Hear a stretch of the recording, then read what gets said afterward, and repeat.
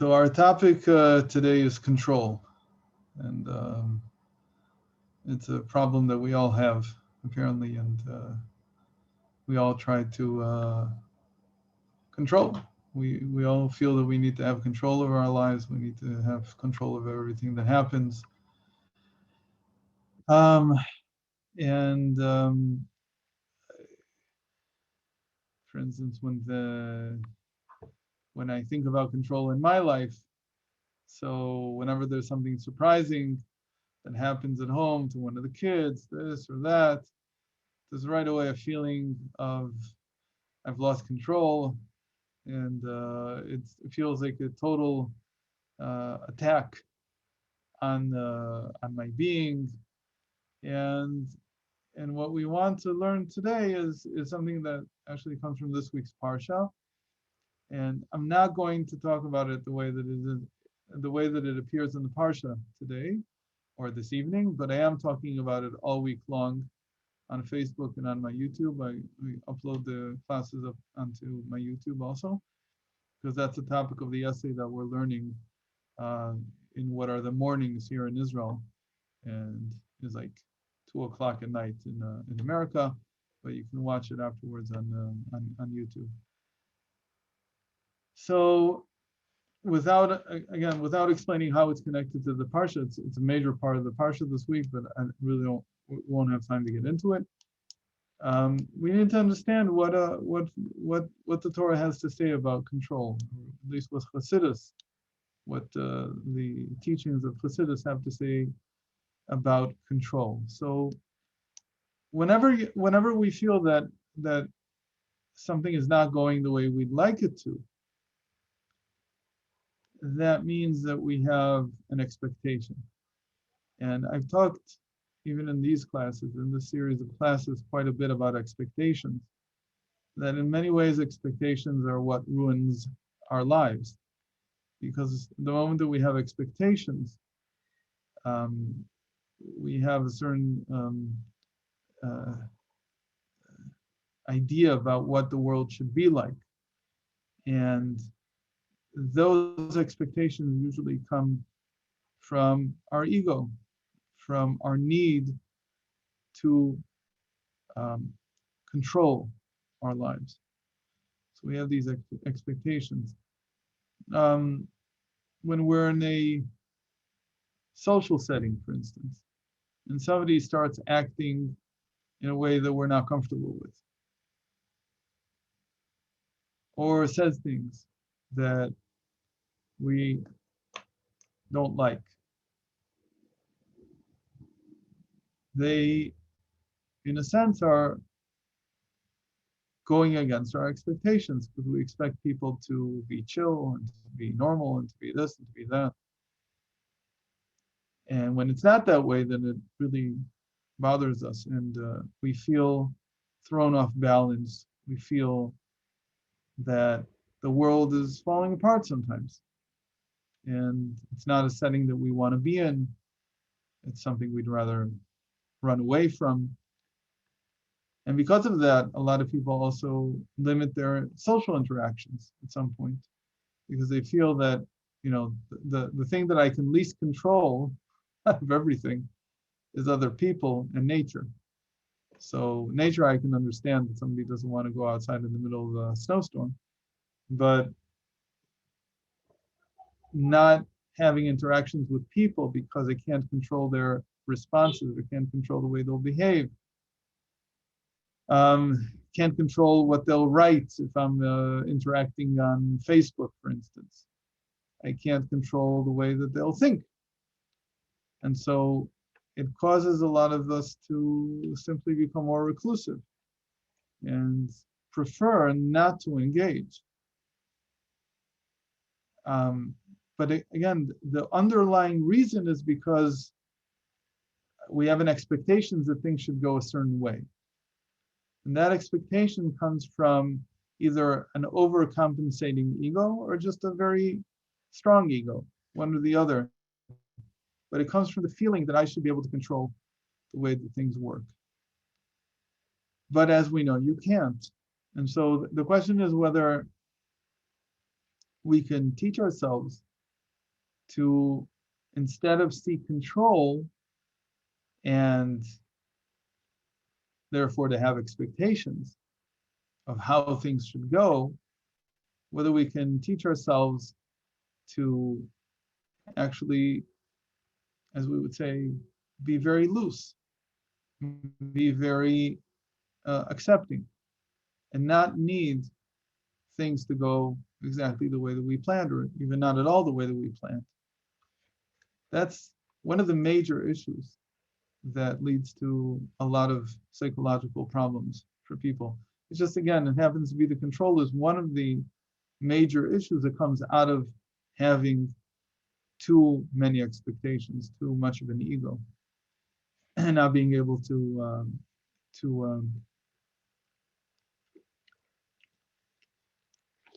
loosen our hold and our grip on our lives.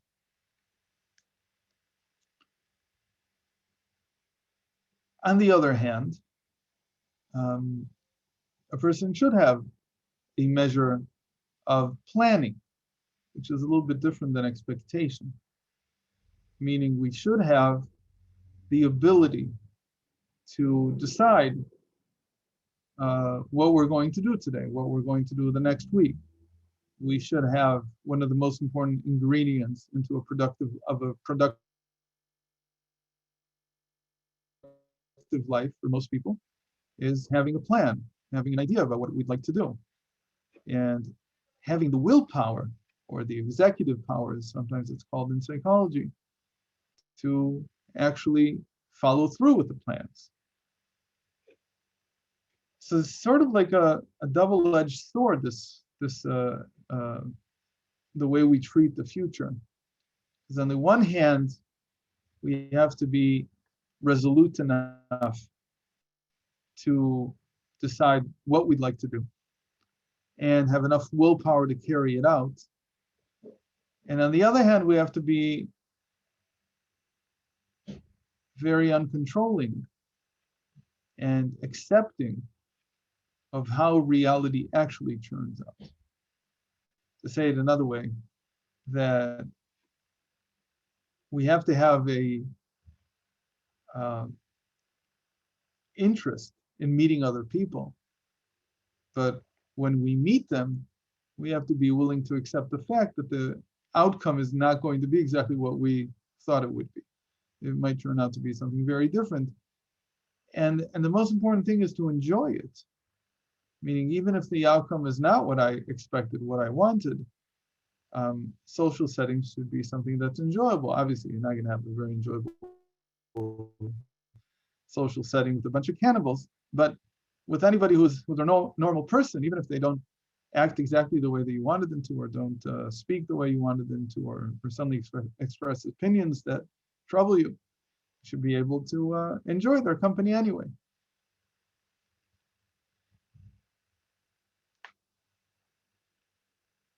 One of the, I don't know how you are on, I can't remember the last time I was on a plane actually. We still traveled, it's like a year and a half ago, or whatever it was. One of the things I always enjoy doing when being on a flight is bothering the person next to me. I don't really mean bothering them. I mean striking a conversation. And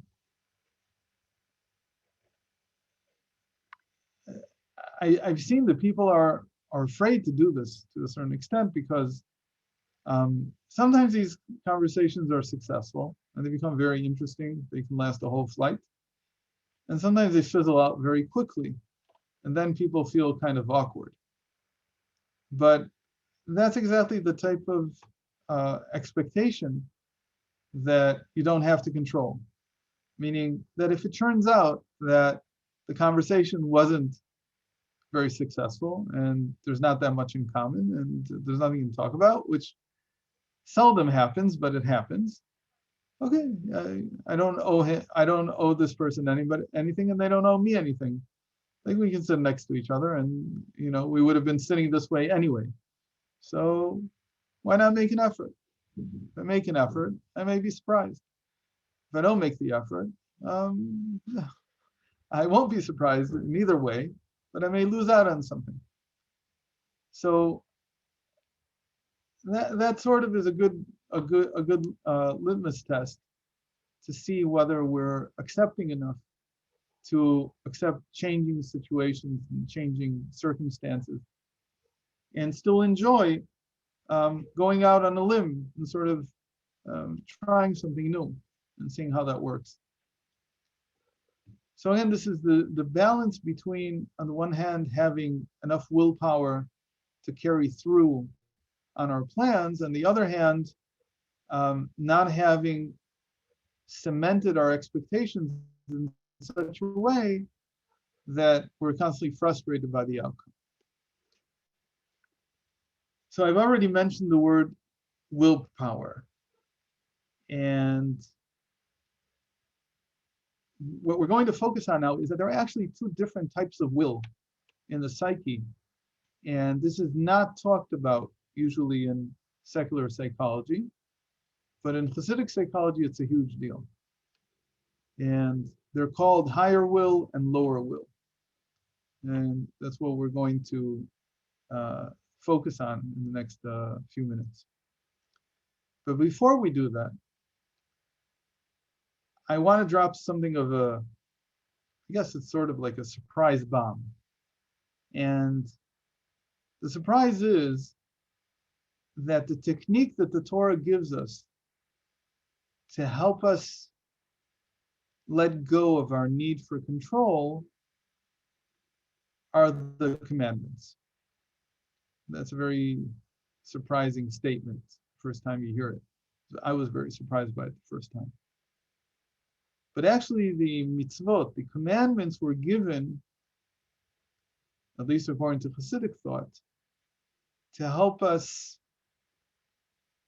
loosen our grip on how things have to turn out.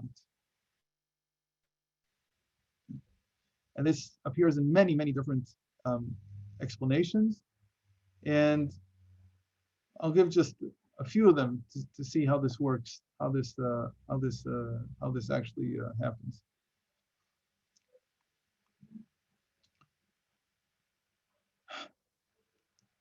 The Alter Rebbe, the first Rebbe of Chabad, he writes in the Tanya, in one of his epistles, that one should not love one's family for natural reasons.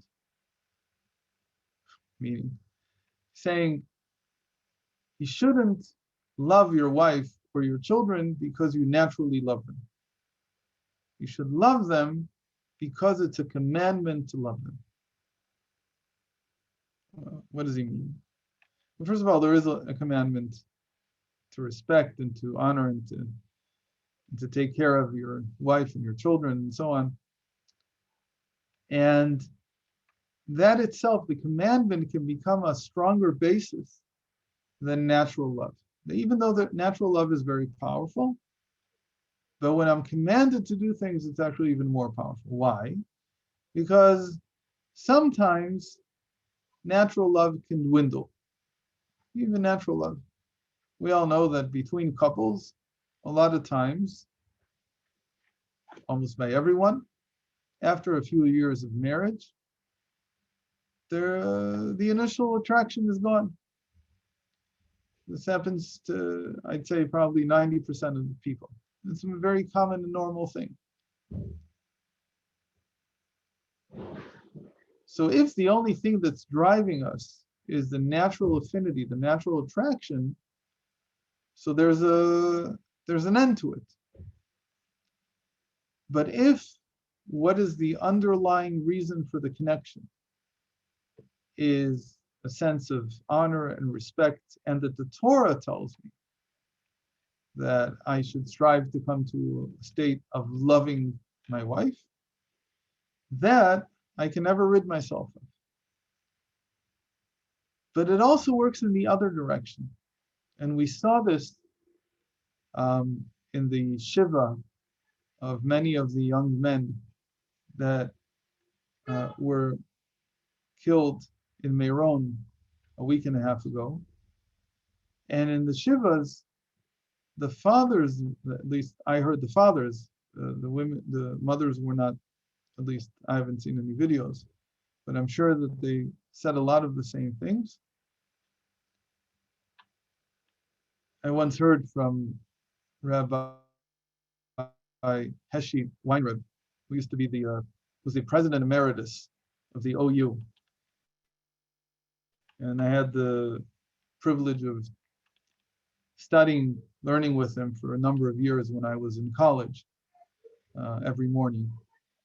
He once told us that the worst type of pain, emotional, psychological pain that a person can experience is the death of a child. That is one of the things that just has no description. So these parents all said the same thing. They,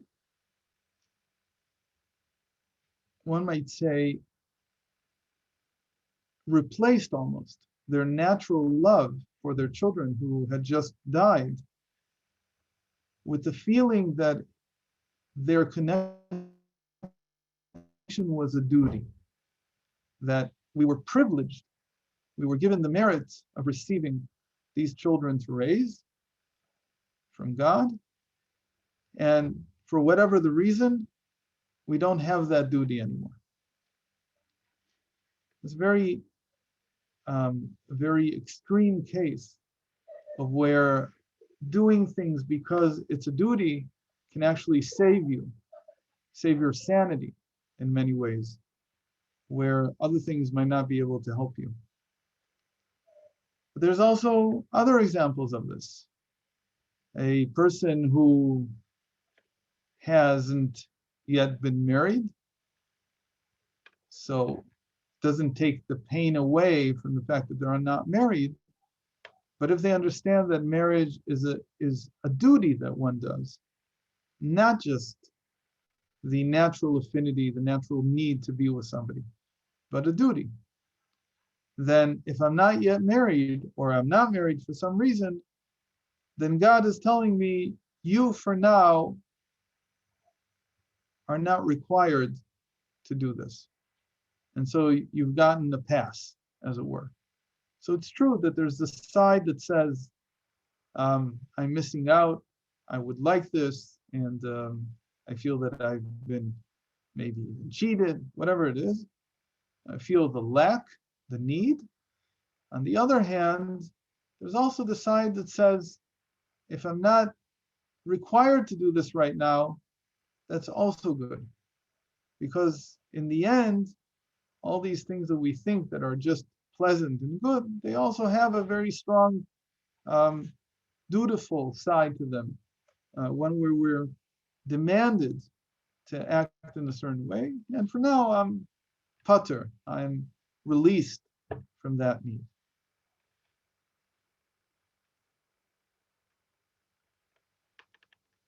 So the reason I brought this up is because when we talk about commandments, we usually think of them as something that creates duty. And therefore, they create a lot of stress.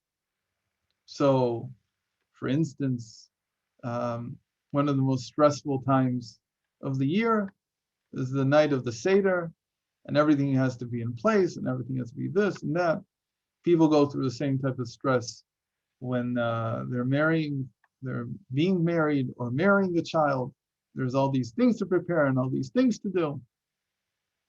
But whenever there's these duties, we feel a lot of stress and we feel a lot of need for control. And again, the point is that the commandments were not given in order to place us under stress. In fact, the commandments were given to help us release the need for control. So let's see how this plays out. Let's see how this works exactly so that we can understand this and hopefully finish the class with different understanding of what it means to perform commandments, to do the mitzvot, and how they actually function. Before I continue, at 11:30, meaning in 1 hour from now exactly, there's going to be a class with Rabbi Ginzburg. But I'm telling you right now that the class is pre-recorded. We recorded it last night. He wasn't able to do a live class for whatever the reason. I've already heard it, and it's a beautiful class, and it's going to be on YouTube on the Inner Org channel. So I'll put a link in the chat before we finish. The reason I'm saying it is because he's going to be talking on things that if you listen carefully, I think you'll see the connection between what we're talking about now and what he'll be talking about regarding the last week of Sfirat Omer, of the accounting of the Omer, and what it means. This year, he's been explaining a whole new direction and understanding the counting of the Omer. And in Hebrew, he's been doing this. He's given about 4 classes so far on this topic with his new understanding. And today he's finishing the last installment in English. He's not going to be teaching it in Hebrew. He decided that he wanted to do it in English. I'm not sure exactly why, but so we get to enjoy it right after this class in the Inner Org channel. So I'll send a link when the time comes. So to get deeper into this topic, what we're going to do now is I'm going to introduce it with something that's well known about Chassidic thought and Chassidic practice. This thing that's well known is that by the Chassidim, preparation for a mitzvah was always greater than the mitzvah itself. This came from the Baal Shem Tov, this idea. It means that preparing for prayer, for davening in the morning, takes longer sometimes than the prayer itself. It means that, the example that we'll show, that lighting the Hanukkah candles is quick compared to the amount of time you spend preparing for it. So there might be somebody who prepares for an hour before actually going and the lighting itself takes a few minutes. The same is true about many of the mitzvot. There's this whole preparation that's done before the mitzvah itself. For instance, by circumcision, there's a preparation that's done by many people, which entails staying up all night the night before and learning a lot of Zohar, a lot of the essays in the Zohar that have to do with circumcision. There's a lot of them.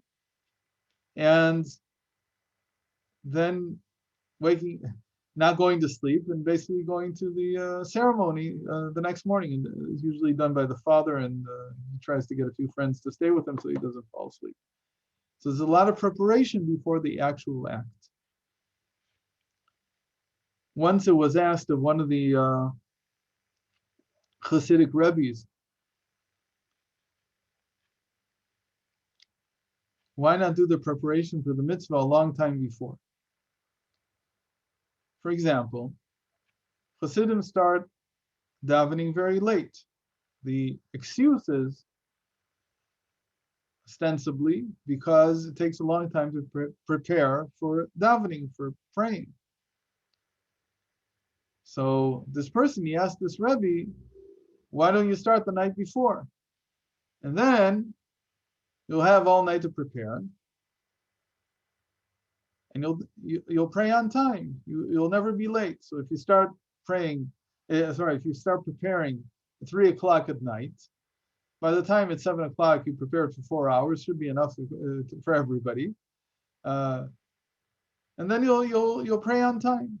So he said, you can see that you can't start the preparations before it's the time to actually do the mitzvah. Meaning the preparations can't be done before. They have to be done in the time in which it's already proper to do the mitzvah. He said, really, where do you see something like this? Where does that come from? So he said, we see by Abraham. Abraham, when he went to take Isaac to Mount Moriah and to what he thought was going to be to offer him as a sacrifice. It says, "Vayashkem Avraham b'boker." Abraham woke up early in the morning, and he set his donkey, and he took his things, and he set out on his way. So the question is, if it's a mitzvah that you're doing, why didn't you prepare the donkey the night before? Why do you only do this in the morning? Do you want to straight out in the morning start moving? It takes time to prepare the donkey and prepare your things and so on. So he said that's a proof that you can't start the preparations until it's actually time to do the mitzvah. So therefore, the mitzvah has to wait a little. That's a tricky way of saying that in the end, the preparation is more important in some ways than actually performing the mitzvah. So the word more important is a little bit difficult. But what we mean to say is that the preparation has it's a different category than the actual performance of the mitzvah, and it has its own value. So what is the value? So before we continue, let's just say that there's a famous joke that's said about this. After Hanukkah, you're supposed to take the leftover oil and the leftover wicks and everything that was left over from the lighting of the candles. And on the 8th day, when you're finished lighting the candles all together, you're supposed to burn the residue. The reason that you burn the residue is because you can't use it for anything else. Because the moment it was dedicated to a mitzvah, it was used for a mitzvah, whatever was left over you can't use for other needs. So there was an argument between a chassid and somebody who wasn't a chassid about what's more important. Is it more important to light the Hanukkah candles, the 8 days, or is it more important to burn the leftovers on the 8th day? It's somewhat of a joke. Why? Because everybody knows that lighting the Hanukkah candles is the mitzvah. And the whole reason that you burn the leftovers is because we're afraid we don't want it to be used for something else. It's very secondary. But the chassid kept arguing and saying, no, since it's only a minhag, it's only a good custom to burn the wicks and the residue, that proves that it's more important than the mitzvah of lighting the Hanukkah candles themselves. I hope you're following. So this guy who was arguing with the chassid, he's given up. He can't convince him that obviously the mitzvah is more important. It's more important to light the actual Hanukkah candles than to get rid of the leftovers when you're finished. So he said in the end, you know what? I can't convince you. Maybe your Rebbe can. So let's go to your Rebbe and we'll ask him.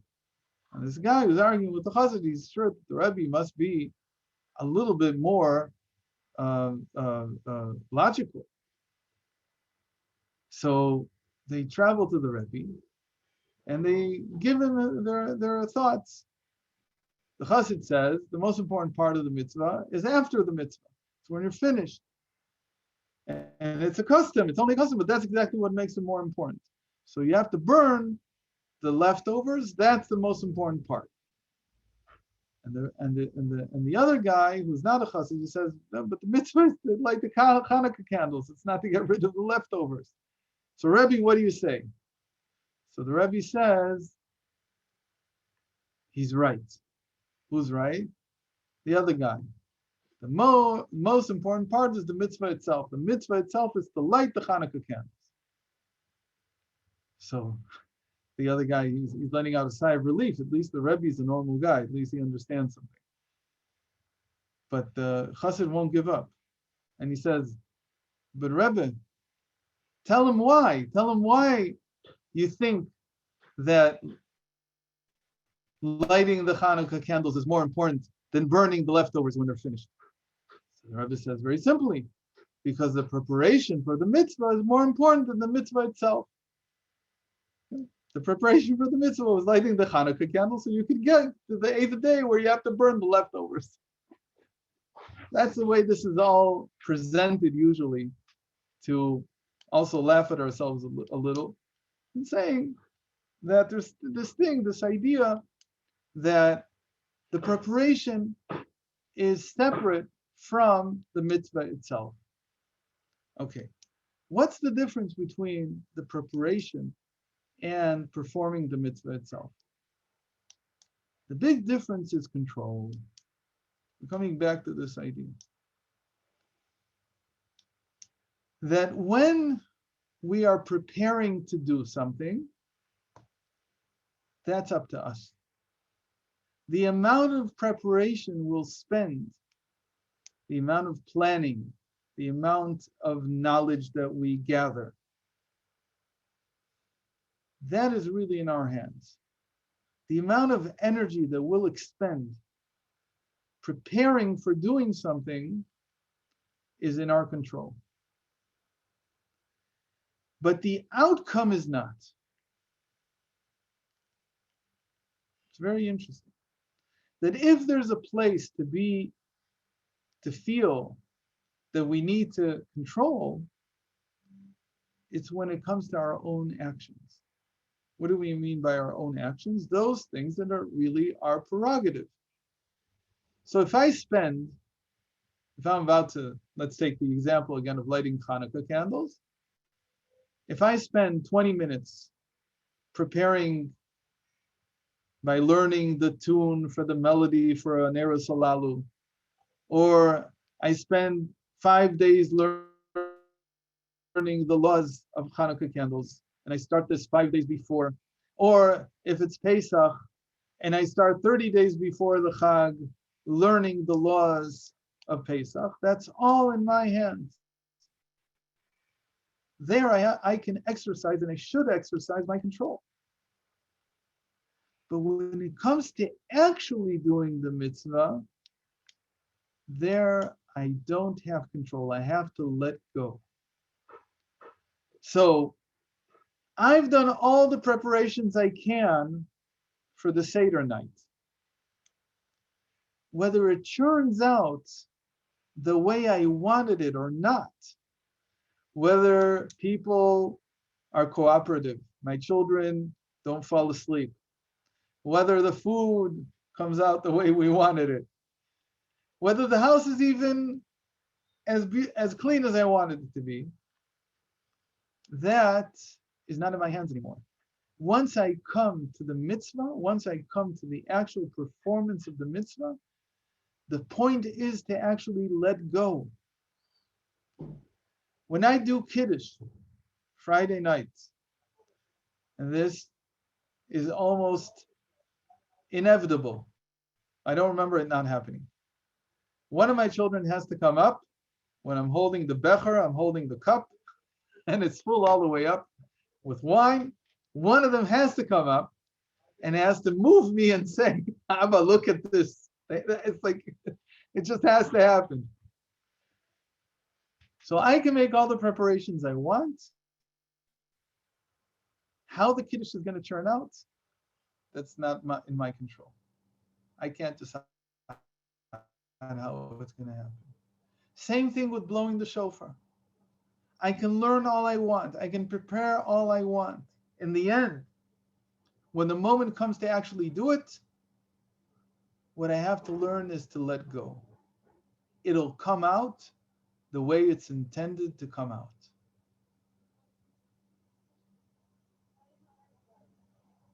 I can't stress how important this is. The mitzvos were never meant to make people control freaks. They were never meant to stress us out. In the Tanya in chapter 33, something that I make a big deal of in many of my classes because of how Rabbi Ginzburg teaches it, he says, whenever you feel that there's too many things that you have to do, that the Torah is demanding too many things of you, life is demanding too many things, life is too difficult, you have to close your eyes and you have to meditate, you have to think, comprehend the fact that God demands of you really only one thing. There's only one mitzvah, as the Talmud says. Came Habakkuk, the prophet, and he placed the entire Torah on one mitzvah. What's that mitzvah? Just to believe in God. That's all. In the end, whenever you're stressed, whenever you feel that it's too much, whenever you feel that too much is demanded of you, the way you rejuvenate yourself, the way that you reset yourself, is by going back to this simple idea that all that God wants of me is to have faith in him. That's it. To believe in God, to believe that God is one. That's it. That's all I need. After you feel relieved and you're not distressed, you can go back to your normal routine. And you feel different about it. You're in a different place. You have energy again. The mitzvos, the commandments, were never meant to be something, according to Chassidus, that is a burden. It was never meant to be that. In fact, it was exactly the opposite. The burden, the control, is when you prepare. But that's not the mitzvah yet. The mitzvah is a power from above that we simply capture thanks to our preparation, and we perform. But it's not in our hands. So therefore, actually, every mitzvah that we do is a chance to let go, to release, to feel free of the need to control. Because at its core, every mitzvah is actually an egoless experience. It's an experience of nullifying what I want to what God wants. And so therefore, I don't have to be in control, because I don't have to satisfy my will. I'm satisfying God's will. And because it's his will, I don't have to stress about it. What do I need to stress about? Not really stress, but what do I need to take into consideration? What do I need to plan for? What do I need to do as best as I can? That's the preparation. But there's no pressure there. It's not, preparation is not with pressure. Preparation is as much as you can. If you start 3 days ahead, you'll have more time to prepare. You start a few days ahead, one hour ahead, a few minutes ahead, you'll have less time to prepare. But in the end, that's all the time you have. There's not much more. And then when you come to actually doing it, you do it out of a place of feeling relaxed and not out of a place of tension. Same thing happens with an actor, for instance, who's going onto a stage. You prepared as much as you can. You were in rehearsals, dress rehearsals, you did this, you did that, you did everything you could. Now it's time to perform. If you're stressed when you perform, if you feel that the weight of the world is on you when you perform, your performance is going to be terrible. Unless you're playing somebody who's got the weight of the world on them, maybe then it's good. But in every other circumstance, when you actually come to perform, you have to feel relaxed. You have to feel that this will come out however it comes out. And however it comes out, it's fine. Because I've done the preparation. I've done what needed to be done to the best of my ability. If I'm talented, it will come out tremendously well. If I'm not, it won't. So the mitzvos, all the commandments, which are basically performance, we perform mitzvot. They were meant to relieve stress. They were meant to allow us to take the burden off of ourselves and to place it in God's hands, not in ourselves. And so, if a person has studied all they can about Shabbos, and they know as much as they can, and they come to keep Shabbos, to perform Shabbos, and it doesn't turn out the way they thought it should, okay, there's no stress. Because they did the preparations that they could. The same thing is true about everything. There's no need to stress.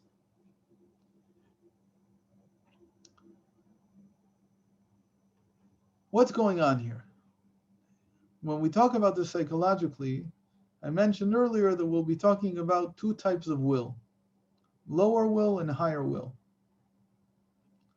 Lower will is will that comes from my understanding, from my mind.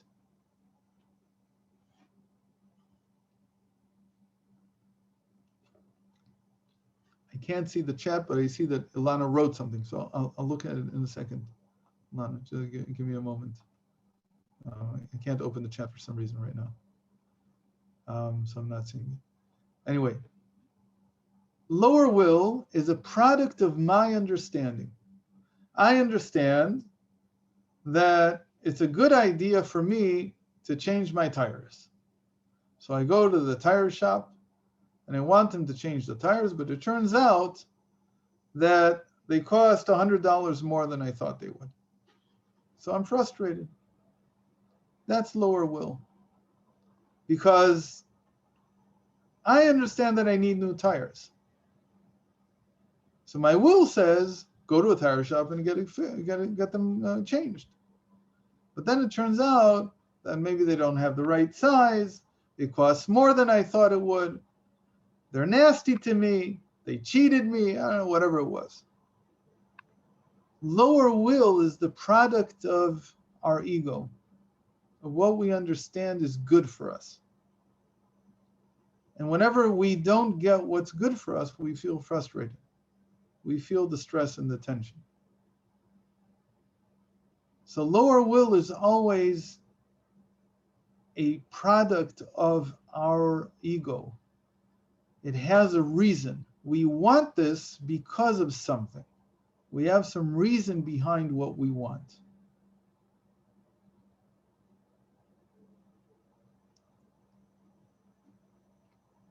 The smarter you are, the better the stuff you want. If you're really smart, then you might come to the tire shop and know exactly what types of tires there are, and you can't get cheated because you know what you're looking at. If you're even smarter, you might say, I don't want to have to deal with changing tires. I'm going to do a lease where they take care of everything. And maybe you're so smart that you know how to do this so that it costs you actually less, or whatever it is. But in the end, what you do and what you want are a product of what you understand, of who you are. In the time of the Baal Shem Tov, the simple Jews were considered to be not worthy of consideration. Why?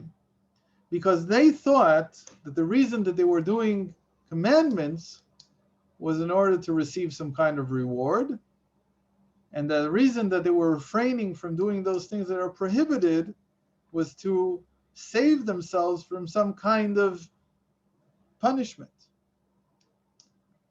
And so how did the rabbis convince people to do mitzvot, to do commandments? They went around from town to town, from village to village, and they explained to people, if you do this and this and this, you'll get such a big reward. You're going to get crops that are plentiful, and your cows are going to give a lot of milk, and your children are going to be healthy. And if you don't do these things, then you're going to be punished, and these are the terrible punishments you're going to get. What were they doing? They were pushing the lower will, meaning that the person now says, out of self-interest, it's a good idea for me to do a mitzvah. When you function, when you do the Torah and its commandments out of lower will, you're actually not doing what God wants. You're doing what you want. You're actually doing what you understand to be in your self-interest. Right? Lower will means that I'm doing it because of my ego. I'm doing it because of my interests, because of my needs. So if I've been convinced that every hour that I spend learning Torah, Bitcoin goes up by 2%, Somebody convinced me of that, and I'm heavily invested in it. So wonderful. I'll learn as much as I can. However, I'm not learning for the sake of performing God's will. I'm learning for the sake of making a profit. And if I understand that keeping Shabbos, refraining from doing things that are prohibited on Shabbos, is a way to prevent punishment, lower will, then the Torah becomes a burden. It becomes stressful. Why is it stressful? Because I'm trying to control reality. I'm trying to make reality be the way I want it to be. In this case, prevent punishment. And so if, God forbid, I turn the light on by mistake, oh no, I'm going to be punished. It's very stressful. Why would I enter this out of my free will? If somebody didn't grow up observant, why would they enter this out of their free will? It makes no sense. It's hard enough to be in the world. Now you want to add all these other things that I have to do, them too. You now want to introduce me into this strange way of thinking where if I do this, I'll get a reward, and if I do that, I'll be punished. And for all intents and purposes, you might as well tell me to tap dance and to not sleep. Just as arbitrary as many of the mitzvot are, or at least it's what it seems like to me. So if I do things out of lower will, I'm actually serving myself. I'm actually doing things for the way I understand, for the way that I see things. And that's stressful because there I want control. Because like in every other aspect of life, what I'm looking for is my success and to prevent failure. And that is stressful. But actually the mitzvot were never meant to be like that. They were meant to be something that comes from the higher will. And what is the higher will? The higher will is something that we don't tap into enough. Higher will says that I'm not doing it for myself. I'm not doing it because of what I understand. I'm actually doing what I'm doing because of a higher will. Somebody else's will. In this case, Hashem's will. God's will.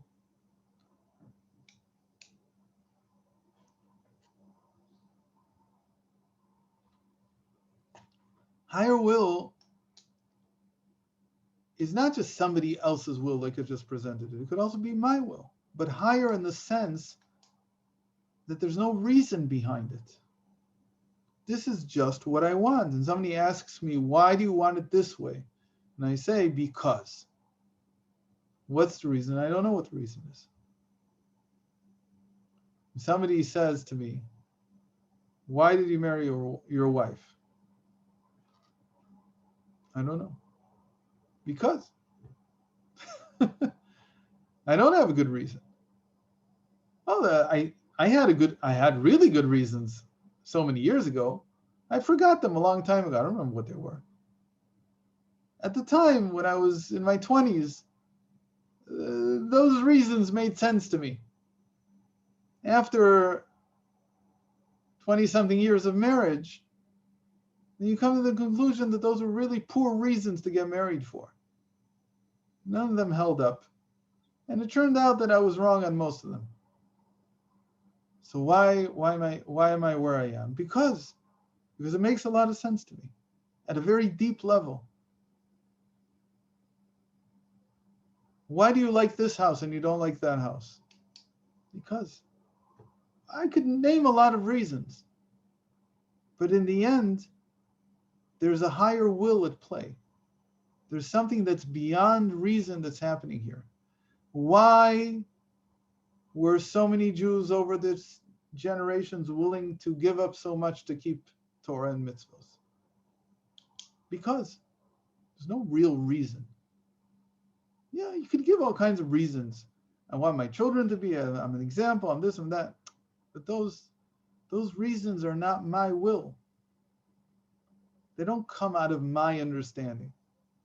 They're actually something that I discover in myself when I give up on my understanding, when I go beyond my understanding, when I let go of how I see things.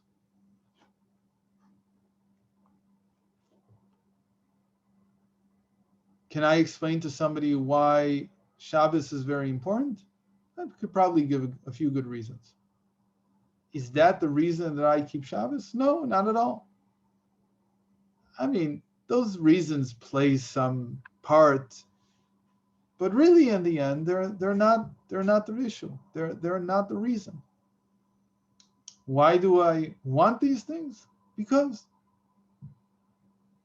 you have to be able to tap into that. Somebody who's sometimes it's called enjoyment. I get pleasure from it. Pleasure is beyond reason. You can't explain why you get pleasure from this and not from that. Why do you like chocolate ice cream and you don't like vanilla? I don't know. I get pleasure from the chocolate. I don't get it from the vanilla. I don't know why. There's no good reason. My chemistry is that way. You've just explained to me what the mechanism through which I get pleasure is. I don't know. I really don't know. I don't have a good reason. It's called because. The Baal Shem Tov made this into a holy name. In Hebrew, because is kacha, kaf kaf hey. And he's saying this is a holy name of God. What does it mean? It says because. Ashrei ha'am shekacha lo. Happy is the people who have kacha, who have the because, who can do things without the need for control. It's a different way of explaining it. The reason that I'm striving for my higher will is because that's where I don't need to be in stress. It's where I don't need to exercise control. I do the things not because of my ego. I do them because of a higher calling, a higher will that I can't explain even. I don't need to explain it. But it allows me to let go. It allows me to feel that the eventual outcome is not in my hands, because the whole thing I'm doing is not in my hands. I didn't do it because I planned that this is how I'm going to achieve happiness in life. Somebody says, am I going to be happier when I keep Shabbos? I don't know if you will. Maybe you will, maybe you won't. I have no idea. I know that if you do it in order to be happy, you're going to make yourself stressed out. If that's the expectation, that you're going to get this and that out of it, that's going to cause you to hate it. But if you do it because God told you to do it, you have a higher will. You have an ability to taste things, to taste their value, even when you can't explain why you want them. That's called higher will. Higher will can be very powerful. When did we discover that we had higher will? We discovered it in the giving of the Torah at Mount Sinai. It says that with every word that God uttered, or that we heard in prophecy, the soul departed from the body. It's explained in Chassidus that means that reason departed from the body. Meaning, we understood, we saw that there was something deeper in us, something beyond the self-interest that we have, something that's beyond the need to control how life goes. It's almost like dying in a certain sense, because for many people, the experience of not being in control is almost like dying. It's so powerfully moving, this feeling of not having control. There was a friend of mine whose mother just passed away, and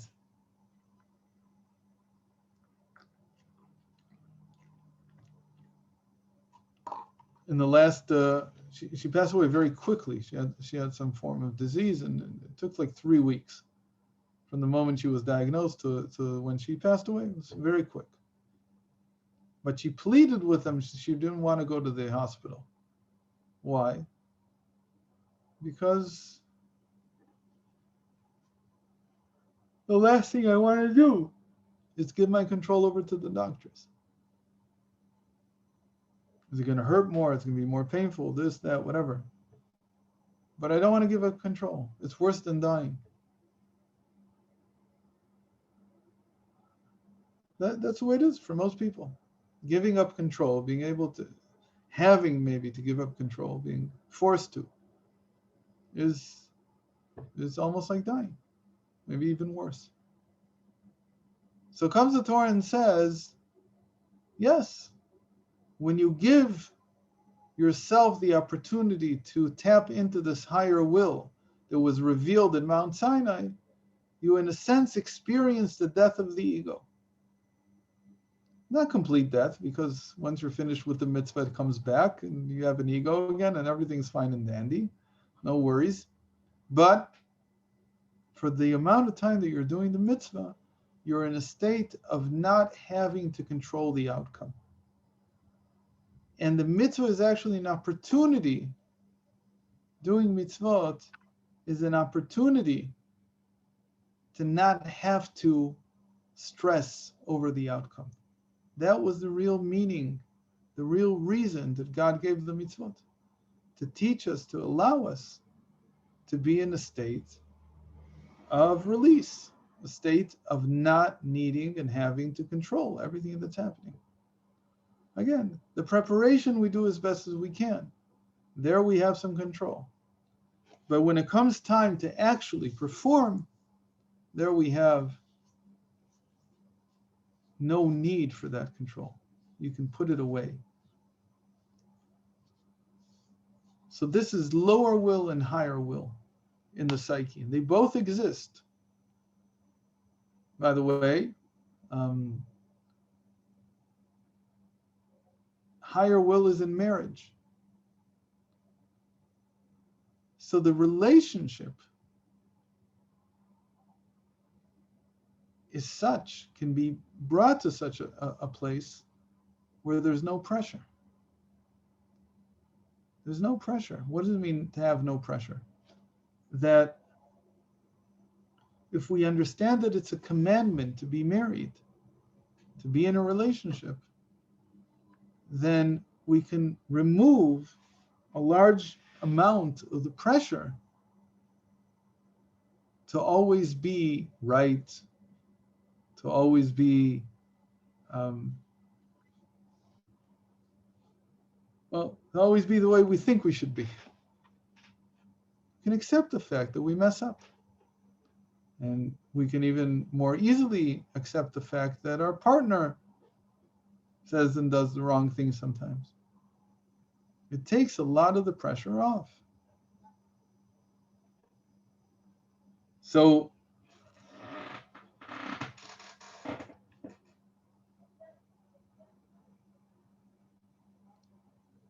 I want to return and finish with the example of Hanukkah candles. The preparation we said takes time. During the preparation, it's mostly up to me, what I do and how I do it. But when it actually comes time to perform the mitzvah, and to actually light the Hanukkah candles, the feeling of is one of, I'm not even lighting the candles. It's almost like they're lighting themselves. I don't know if you've ever tried this. The next time it's Hanukkah, you can try it. You bring the shamash, the candle that you light with, very close to the wick that you're lighting. But you don't have to touch it. You can let the flame jump. And it actually jumps if you let it. Meaning if you don't try to control the situation, what needs to happen will happen. the feeling is almost that it's not me holding the shamash, it's not me holding the candle that I'm lighting from. It's almost like God is doing it himself. It's happening by itself. This is described in the Parsha in 2 weeks, in Behaloscha, where it says that the candle should be lit in such a way that the flame should rise by itself. The literal meaning is that you should light it well enough so that the flame rises. But the word by itself indicates that it almost has to light itself. Meaning, you do as much as you can, and then the final act belongs to what's beyond you.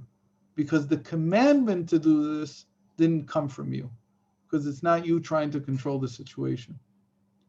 And when you don't try to control the situation, when you do things because you're commanded to, they actually work out much better than when you try to control them. Because you have a lot less stress, there's no expectations. It'll turn out however it turns out. And actually, when you invite the infinite to come into the finite, meaning when you relinquish your need for control, you're making an opening for God to appear, then the infinite can enter into the finite space. Then the blessing can come showering down. But if everything is in our hands, and that's the way we like it, and we want to be completely in control, then we're both stressing ourselves out. And, as it's said many times, God looks down and says, if you're so smart, you know how to do this, obviously you don't need my help. So go handle it by yourself. I don't need to get involved.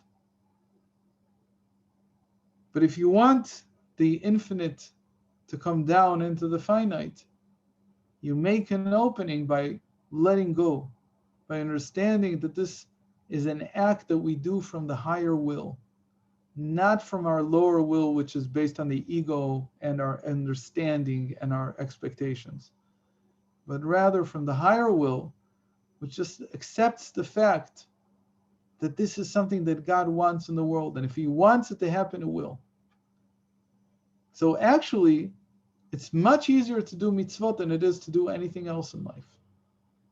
It's the easiest thing to do because there's no pressure.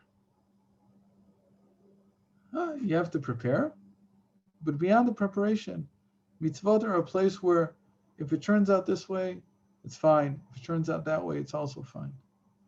There's no pressure to perform. You just do it the most natural way that you can.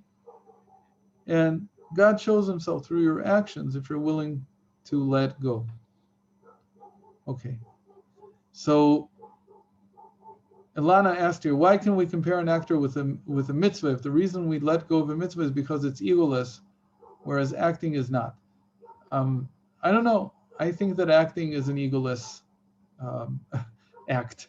It takes the ability of the actor to forget himself or herself to really be able to act well. And I'll explain what I mean.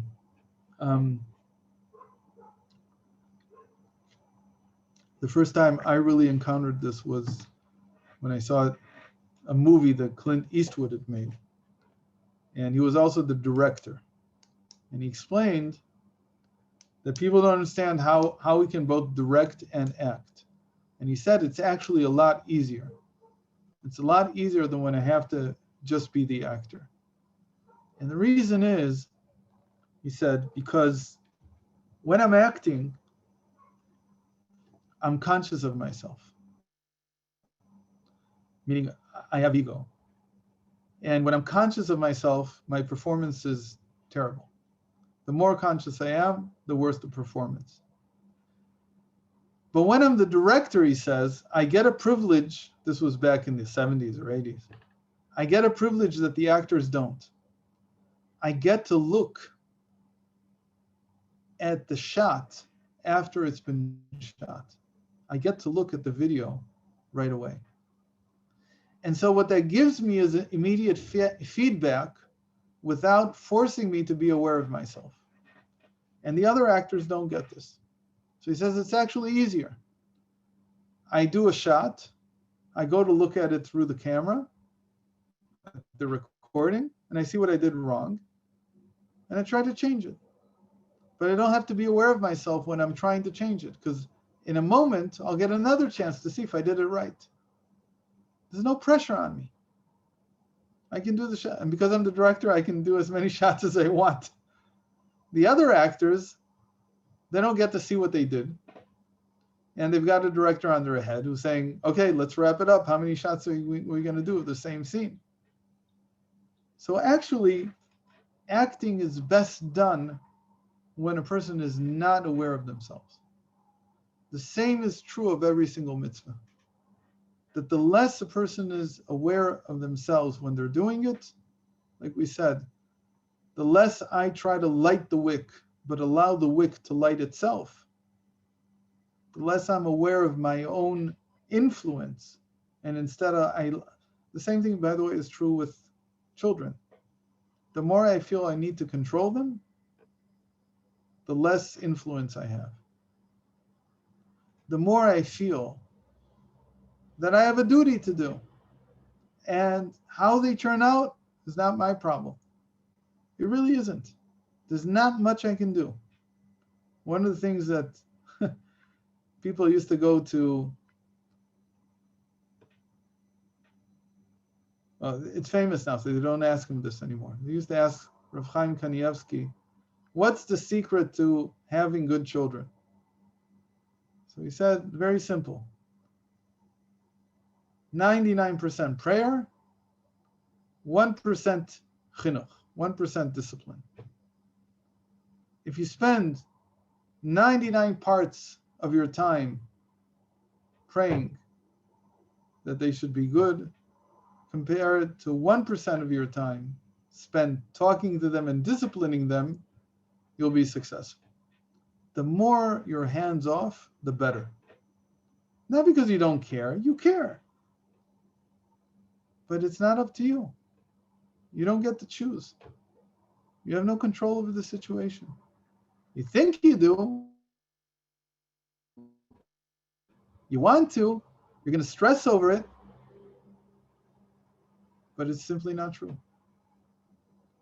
And so you have to accept that. In the same way that we talked about natural love for children, of these very brave men who talked about losing their children now, they said, God gave them to me and God took it away from me. There was a time that I was responsible and I'm not responsible anymore. So how my children are going to come out is not my responsibility. My responsibility is to pray. It's to do what I can do, but not what I can't do. So I think it's actually a very good comparison. We wrote it up in one of the books that it's never been translated into English. It's called Natural Consciousness. That the way to serve God is out of the sense of flow, of flowing with His will, and not trying to control reality.